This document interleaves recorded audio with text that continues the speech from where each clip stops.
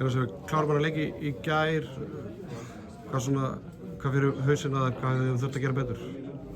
Þeir náttúrulega bara fengu að skora of mikið. Það er svona sviða mest ákveðnir. Já, svona dýtrar í vörð sem við hefum getið gert betur. Leikurinn á morgun móti Svíþjóð, hvar liggja okkar möguleikar gegn Svíum? Ég held bara þeir séu þægilegri fyrir okkur upp á það að gera. Þetta er kannski meira sem við eins bolt og við erum að spila. En þetta snýst að spila náttúrulega fyrst og fremst góða vörn og svo þurfum við að hlaupa með þá allan leikinn. Þeir alveg bruna á þetta. Svo, og passa á boltann.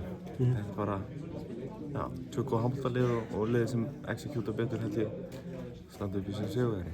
Mateo Mara skoraði þessi 7 mörk í leiknum í gær, hafði skotið einu svona marki fyrir leikinn. Þú varst alltaf á mótorum þarna í vinstri bakgrunum, kom hann þér á óvart í leiknum? Nei, hann bara tók sín skot og hitti bara vel og við kannski seinir að bregðast við. Svo nei. Seinir að bregðast við, ertu að meina að fara bara meira út í hann skilur stað fyrir að treysta okkur á hávörn eða hvað svona, hverju voru þú of seinir að bregðast við? Já, það ekki bara.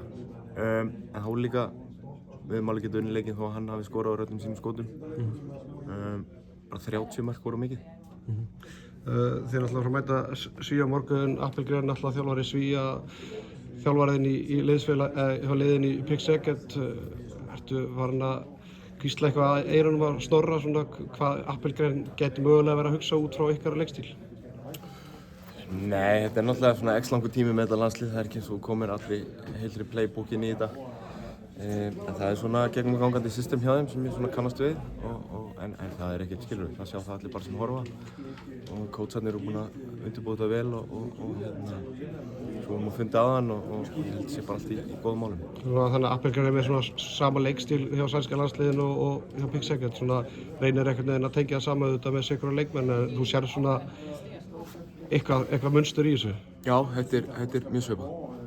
Hvernig hendar ykkur á varnarlega ef við miðum við til þessari Króatíu? Þú veist, er þetta nær Ungverum, Pólverum eða hvernig? Nei, er þetta ekki svona meira Skandinavía bara kannski svona svipað á við?